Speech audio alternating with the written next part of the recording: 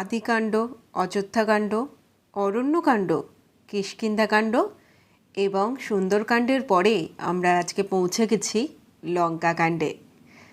বাল্মীকি লিখেছিলেন সংস্কৃত ভাষায় রামায়ণ, যা আমাদের মহাকাব্য। তোমাদের আগেও বলেছি যে এই রামায়ণ বহু ভাষায় অনুদিত হয়েছে এবং বাংলা ভাষাতেও অনুদিত হয়েছে। যোগেন্দ্রনাথ সরকার এই রামায়ণের একটি ক্ষুদ্র সংস্করণ বার করেছিলেন, যার থেকে আমরা মূল রামায়ণের ঘটনা জেনে নিতে পারি। এবং এই গ্রন্থের কি বিশ্বস্ততা সেই সম্বন্ধে আমি তোমাদেরকে আগে অনেকবারই জানিয়েছি। তো তার থেকেই আজকে আমি পড়ে নিতে চলেছি লঙ্কাকাণ্ড। কিন্তু তোমরা কি আজকে আমার চ্যানেলে প্রথমবার নতুন এসেছো? তাহলে নিচে লাল রঙের সাবস্ক্রাইব বাটনটা ক্লিক করে আমার চ্যানেলটা সাবস্ক্রাইব করে দিতে কিন্তু একদম ভুলো না। আগে দরকার হয় গল্পটা শুনে নাও, তারপরে যাওয়ার আগে অবশ্যই সাবস্ক্রাইব করে বেল আইকনটা কিন্তু ক্লিক করে দিও। তাহলে আমি নেক্সট পর্ব যে আপডেট করব তার নোটিফিকেশান অমনি তোমার কাছে সাথে সাথেই পৌঁছে যাবে। চলো তাহলে পরে আজকে আমরা শুরু করছি রামায়ণের লঙ্কাকাণ্ড। এইবার যুদ্ধের পালা।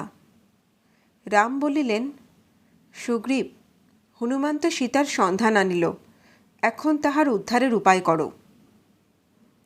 সুগ্রীব বলিলেন, বন্ধু, দলে দলে বাঁদর সৈন্য লইয়া আমরা লঙ্কায় প্রবেশ করিতে পারিলে সীতার উদ্ধারের ভাবনা কি?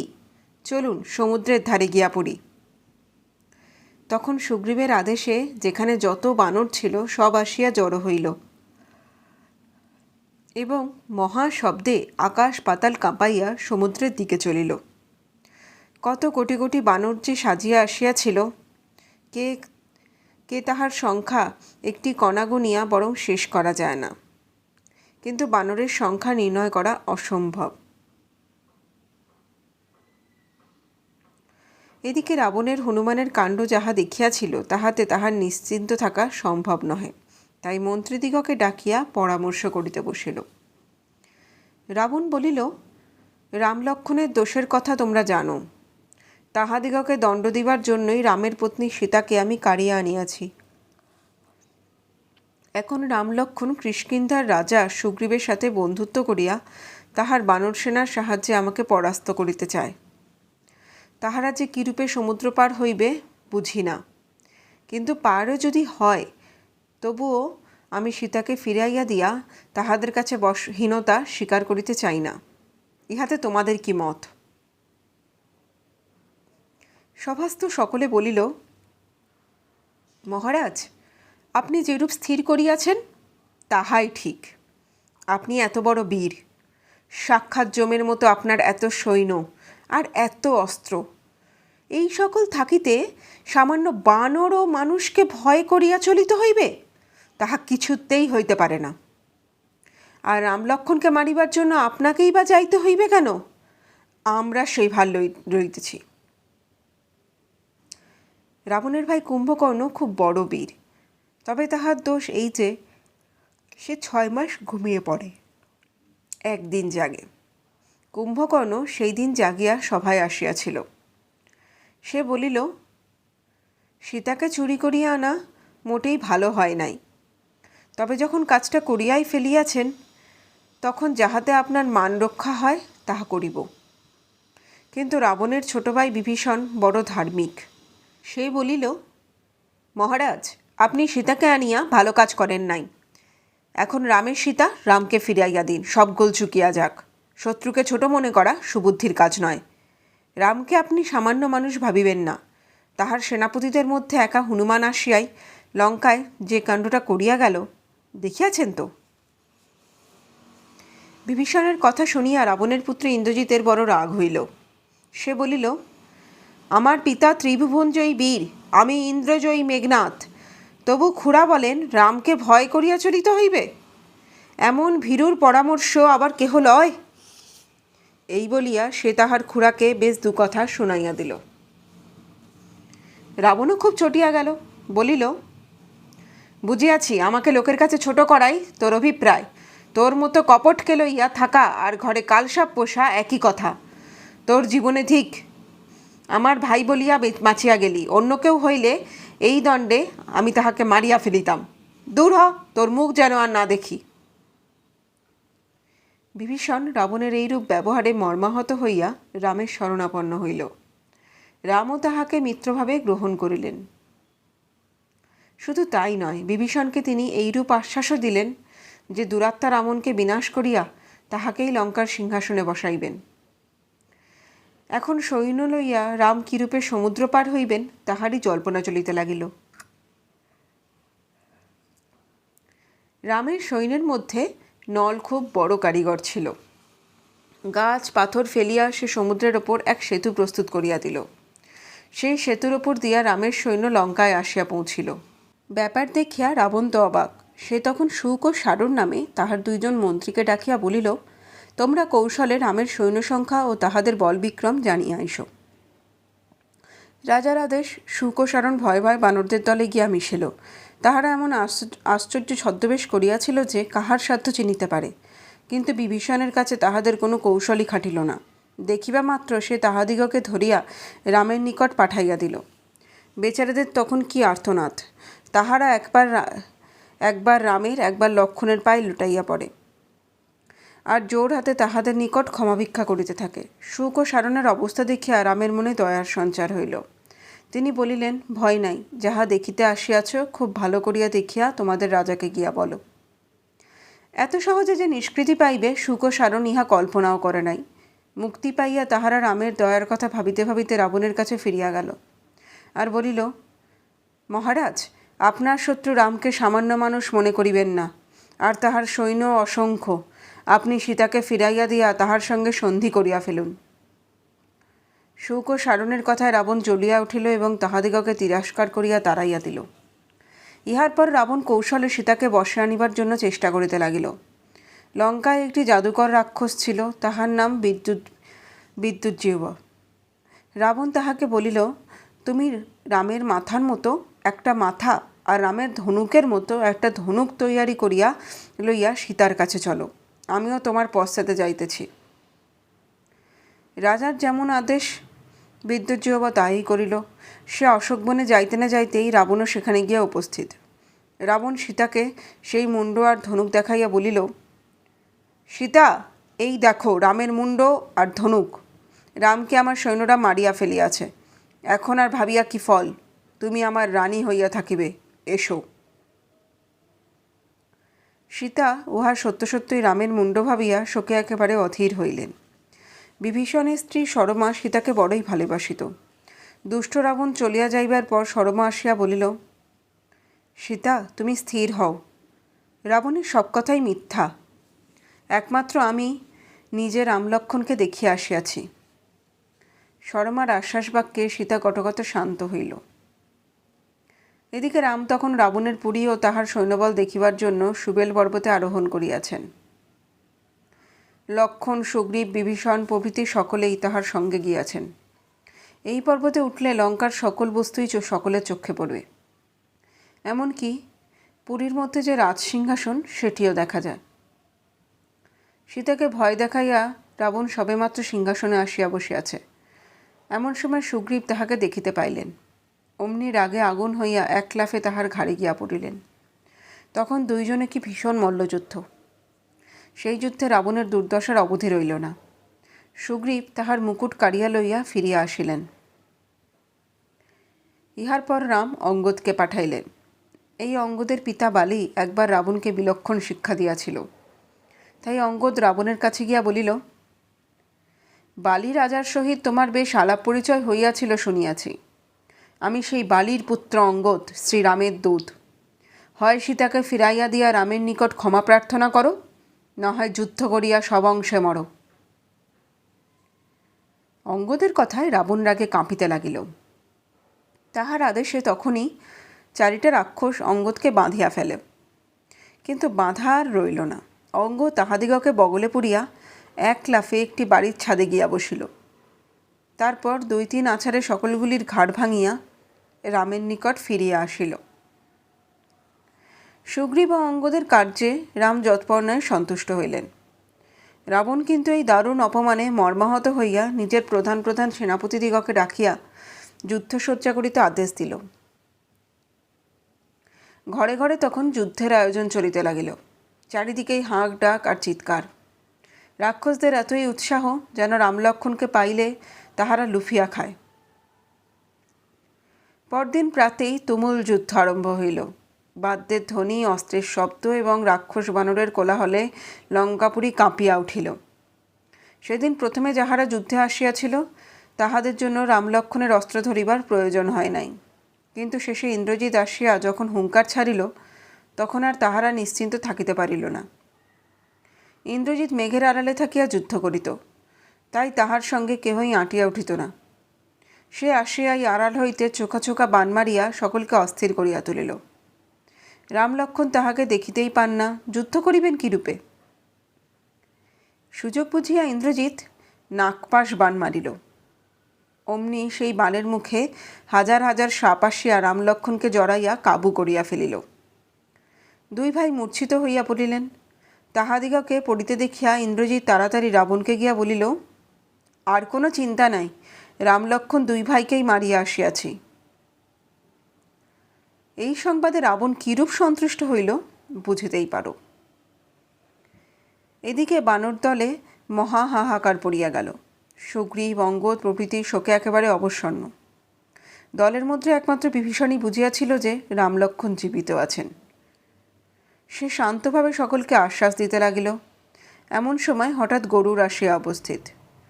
গরুরের ভয়ে সাপগুলো রামলক্ষ্মণকে ছাড়িয়া কোথায় যে লুকাইল তাহার ঠিকানা নাই।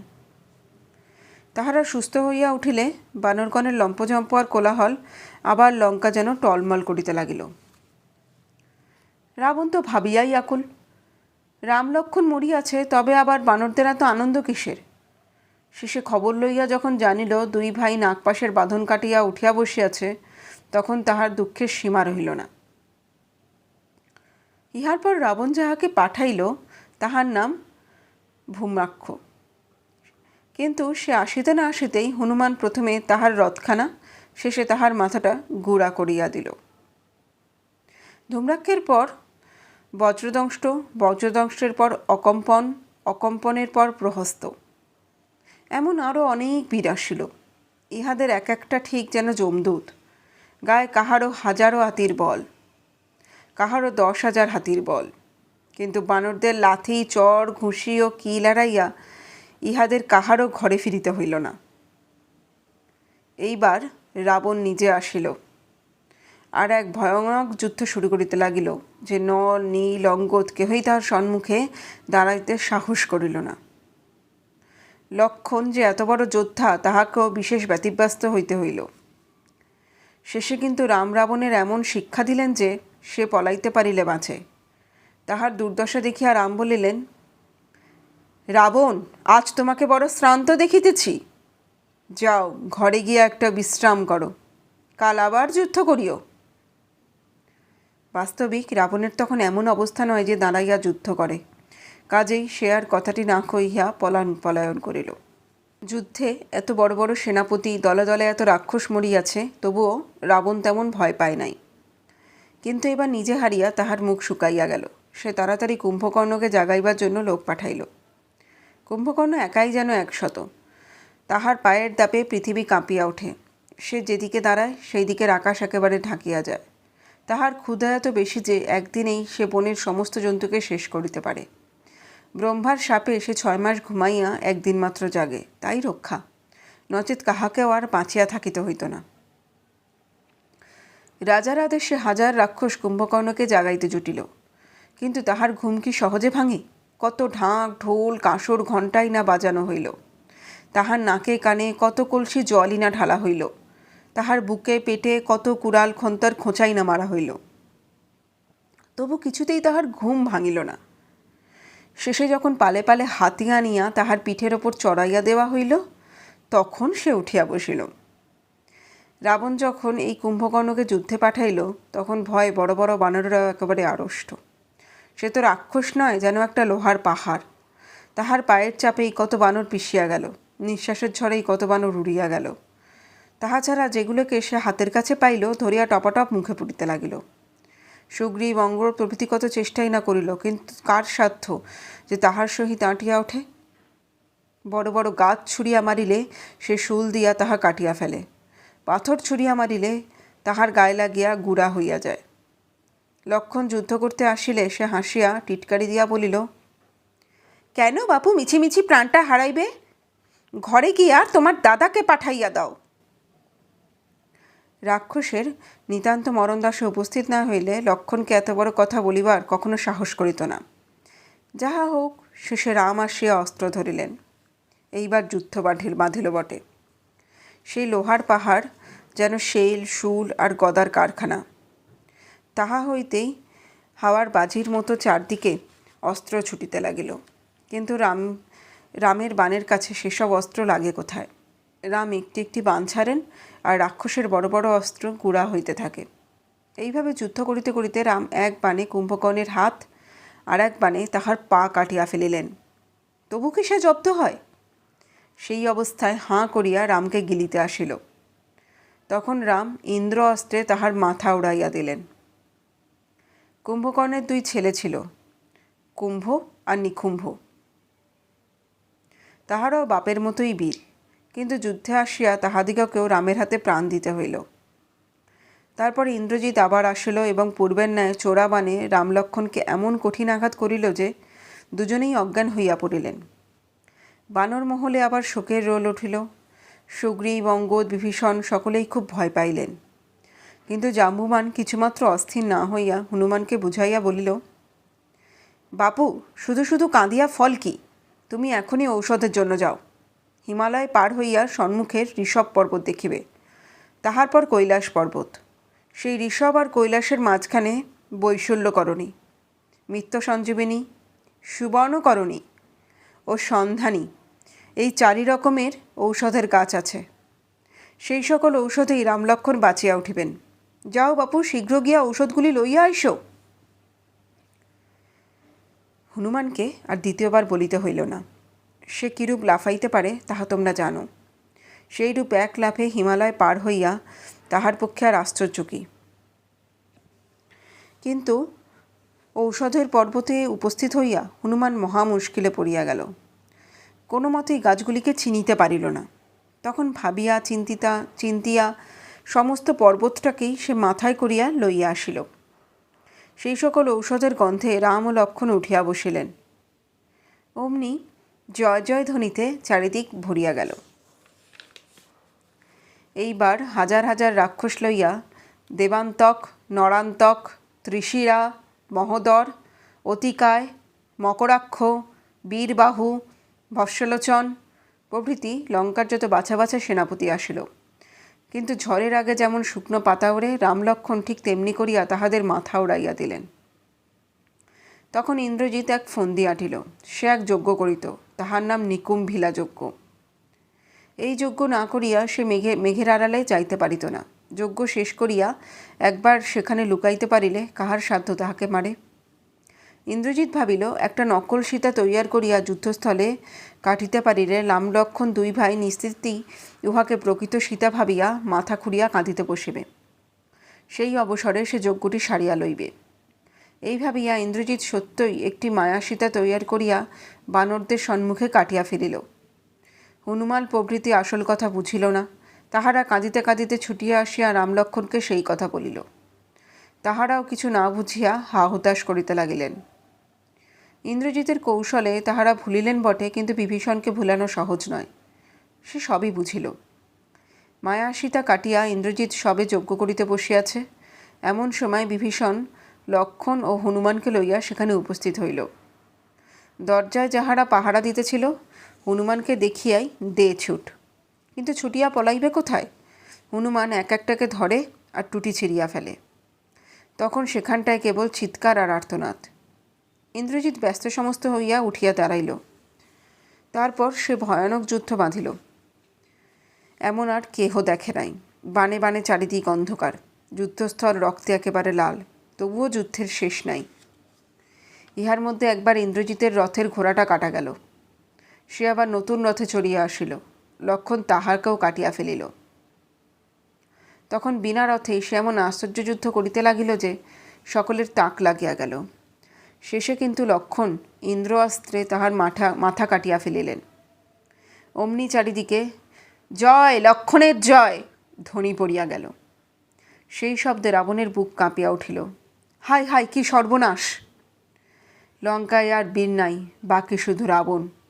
রাবণ মরিলেই যুদ্ধ শেষ হয়, কিন্তু তাহাকে মারা কি সহজ? শোকে দুঃখে ও রাগে সে একেবারে মরিয়া হইয়া উঠিয়াছে। ইন্দ্রজিৎ মায়া সীতা কাটিয়াছিল, গায়ের ঝাল মিটাইবার জন্য সে আসল সীতাকেই কাটিতে গেল। তখন মন্ত্রীরা বলিল, মহারাজ, আপনার মতো বীরের যোগ্য কাজ এ নয়। রাম লক্ষ্মণ আপনার শত্রু, তাহাদিগকে দণ্ড দেওয়া সর্বাগ্যে উচিত। মন্ত্রীদের কথায় লজ্জিত হইয়া রাবণ সীতাকে ছাড়িয়া যুদ্ধস্থলে ছুটিয়া আসিল, আর ভয়ঙ্কর শক্তি ও শূল লইয়া এমন তেজের সহিত যুদ্ধ করিতে লাগিল যে বড় বড় বানরেরাও ভয়ে জড়সড়। বিভীষণকে দেখিয়া সে একটা শক্তি ছড়িয়া মারিল। লক্ষ্মণ তাহা কাটিয়া ফেলিলেন, কিন্তু রাবণের আরেকটি শক্তি লক্ষ্মণ এড়াইতে পারিলেন না। তাহার তেজে তিনি অজ্ঞান হইয়া পড়িলেন। হনুমানকে আবার ঔষধ আনিতে যাইতে হইল। ঔষধের গুণে এবারেও লক্ষ্মণ ভালো হইয়া উঠিলেন। এইবার রাম রাবণের মহাযুদ্ধ আরম্ভ হইল। সে এমন ভীষণ যুদ্ধ যে দেবতারা পর্যন্ত আসিয়া জড়ো হইলেন। অসুরেরাও আসিল।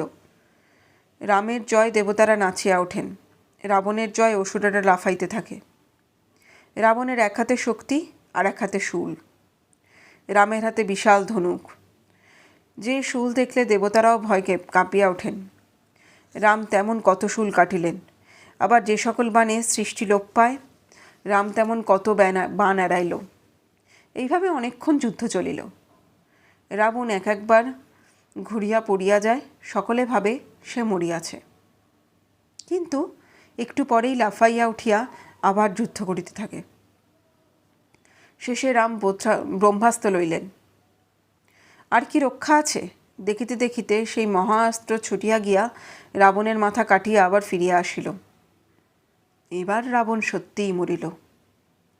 রাবণের মৃত্যুতে সকলে কিরূপ সুখী হইল বুঝিতেই পারো। দেবতারা পর্যন্ত পুষ্পবৃষ্টি করিতে লাগিলেন। এদিকে লঙ্কায় ঘরে ঘরে কান্নার রোল উঠিল। বিভীষণ ভালো কথা বলিয়াছিল বলিয়া রাবণ তাহাকে তাড়াইয়া দিয়াছিল। ভাইয়ের শোকে আজ সেই বিভীষণও কাঁদিয়া আকুল হইল। তাহাকে অনেক করিয়া বুঝাইয়া তবে শান্ত করিতে হইল। শেষে রাম বিভীষণকে লঙ্কার সিংহাসনে বসাইলেন। হনুমানের মুখে রাবণের মৃত্যু সংবাদ পাইয়া সীতা প্রথমটায় যেন হতবুদ্ধির ন্যায় হইয়া পড়িলেন। কিছুক্ষণ তাহার মুখ দিয়া কথাই সরিল না। শেষে কত কটা সুস্থ হইয়া তিনি বলিলেন, বাছা, আজ তুমি যে সুখবর দিলে, তাহার উপযুক্ত পুরস্কার দিতে পারি? আমার এমন কিছুই নাই। হনুমান বলিল, মা, তোমাকে সুখী দেখিতে পাইলাম, ইহাই আমার যথেষ্ট পুরস্কার। আমি আর কিছুই চাহি না। এই কথায় সীতার কর্ণ যেন জোড়াইয়া গেল। ইহার পর তিনি মনে মনে কত সুখের কল্পনা করিতে লাগিলেন। কিন্তু হায়, রামের কাছে আসিয়া যাহা শুনিলেন, তাহা অপেক্ষা রাক্ষসের হাতে মৃত্যুই বরং তাহার পক্ষে ভালো ছিল। রাম বলিলেন, সীতা, আমার কাজ আমি করিলাম, এখন তোমার যেখানে ইচ্ছা যাইতে পারো। এতদিন তুমি দুষ্ট রাবণের ঘরে ছিলে, সেখানে কিভাবে বাস করিয়াছ কিছুই জানি না। এই অবস্থায় আমি তোমাকে গ্রহণ করিতে পারি না। সীতা জীবনে অনেক দুঃখ সহিয়াছেন, কিন্তু রামের কথায় আজ তাহার বুক যেন ফাটিয়া গেল। তিনি কাঁদিতে কাঁদিতে বলিলেন, লক্ষ্মণ, আর আমি সহ্য করিতে পারি না, আমার মৃত্যুই ভালো, তুমি আগুন জ্বালিয়া দাও। সীতার দুঃখে লক্ষ্মণের দুই চক্ষে ধারা বহিতেছিল। তিনি আগুন জ্বালিয়া দিলে সীতা সেই আগুনে ঝাঁপাইয়া পড়িলেন। দেখিতে দেখিতে স্বয়ং অগ্নিদেব সেই ভয়ানক আগুনের ভেতর হইতে সীতাকে লইয়া বাহির হইলেন। কি আশ্চর্য, সীতার গায়ের কাপড়খানি পর্যন্ত পরে নাই। অগ্নিদেব বলিলেন, এমন সতীলক্ষ্মী আর নাই, সীতার দেহে কিংবা মনে এক বিন্দু পাপ থাকিলে আমি ইহাকে গ্রাস করিতাম। তখন রাম আদর করিয়া সীতাকে গ্রহণ করিলেন। তারপর সকলে অযোধ্যায় ফিরিয়া আসিলেন। 14 বৎসর পরে রাম, লক্ষ্মণ ও সীতাকে দেখিয়া লোকে আনন্দে নাচিয়া উঠিল। কৌশল্যা, সুমিত্রা, ভরত, শত্রুঘ্ন সকলে যেন আকাশের চাঁদ হাতে পাইলেন। ঘরে ঘরে অবিশ্রান্ত নিত্যগীত চলিতে লাগিল। অবশেষে শুভ দিন দেখিয়া বশিষ্ঠ, নারদ প্রভৃতি মুনিগণ রামকে রাজ্যে অভিষিক্ত করিলেন। এতদিনের পর প্রজাদের মনের ইচ্ছা পূর্ণ হল। এখানেই শেষ হচ্ছে বাল্মীকির লঙ্কাকাণ্ড। আগামী দিন আমি তোমাদেরকে পড়ে শোনাবো শেষ পর্ব বা শেষ কাণ্ড, উত্তরাকাণ্ড। আশা করি তোমরা অধীর আগ্রহ অপেক্ষা করবে এবং আমিও অধীর আগ্রহ অপেক্ষা করব কখন তোমাদেরকে উত্তরাকাণ্ডের গল্পটা পড়ে শোনাতে পারবো। আজ তাহলে এখানেই বিদায় নিচ্ছি বন্ধুরা, আজ এখানেই তাহলে বলছি টাটা।